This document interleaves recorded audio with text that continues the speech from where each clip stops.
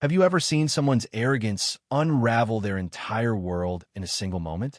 In the small, sunlit studio of Harmony Dance Academy, Karen strutted like she owned the floor. Her sharp tongue and sharper ego had made her infamous among the jazz dance class, but no one expected her to cross a line that would shatter her reputation. It was a crisp autumn afternoon, and the air buzzed with anticipation for the upcoming recital. Karen, with her perfectly coiled bun and designer dancewear, smirked as she watched Ms. Lena, the jazz teacher, demonstrate a new routine. The sequence was bold, intricate, a blend of classic jazz steps and modern flair that demanded precision. Karen, however, saw it as her chance to shine not by dancing, but by tearing it down. Karen's disdain wasn't subtle. She leaned against the mirrored wall, arms crossed, whispering to anyone who'd listen. This routine? A total joke. Lena's washed up, recycling moves from the 90s. Her words stung, especially because Ms. Lena wasn't just a teacher, she was a former Broadway dancer who'd poured her soul into teaching.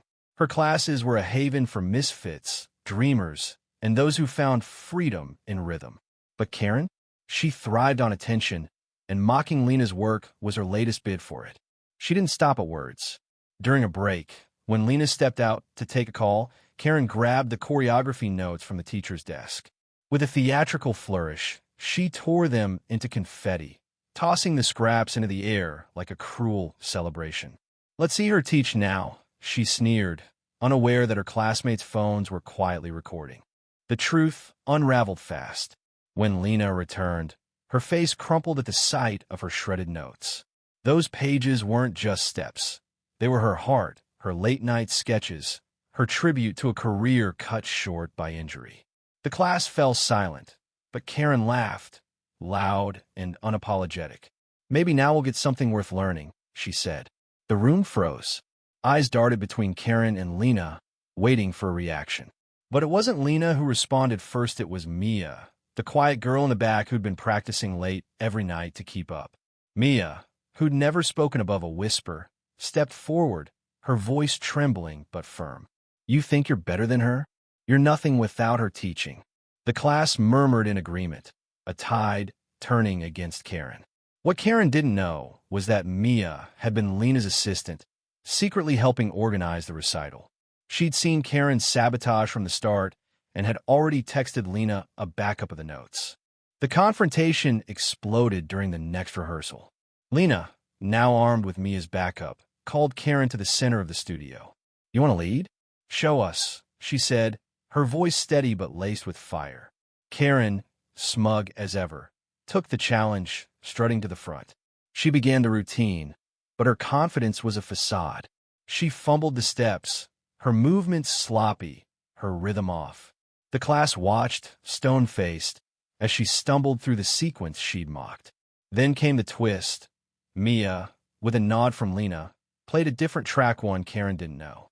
It was a test, and Karen was failing spectacularly. As she flailed, a few classmates, fed up with her antics, subtly shifted their positions during a group sequence. One extended a foot just as Karen spun, sending her crashing to the floor in a tangle of limbs and ego. The studio erupted in gasps, then silence. Karen's face burned red, not from pain but from the weight of every eye on her. Karen's downfall was swift and merciless. She scrambled to her feet, shouting accusations. "You tripped me. You're all jealous." But the class wasn't having it. One by one, they spoke up. Jake, the class jokester, admitted he'd recorded her tearing the notes. Sarah, the shy freshman, revealed Karen had bullied her into skipping practice. Even Tyler, Karen's usual ally, stayed silent, his loyalty eroded by her cruelty.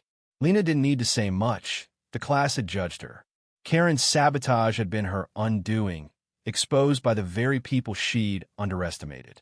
She grabbed her bag, muttering excuses, and stormed out, vowing never to return. The studio door slammed, echoing like a gavel. Whispers later confirmed she'd quit dance entirely, too humiliated to face the team she'd betrayed. The aftermath was a quiet victory. Lena rebuilt the routine with the class, stronger than before. Mia stepped up, No longer the shadow in the back, but a leader who earned respect. The recital was a triumph, each step a testament to their unity and Lena's resilience. Karen's name faded, a cautionary tale whispered in the halls. The studio became a place of trust, where talent shone brighter than ego. What would you do if you saw someone tear down another's work to feel big? Share your thoughts, because in the dance of life, we all choose our steps.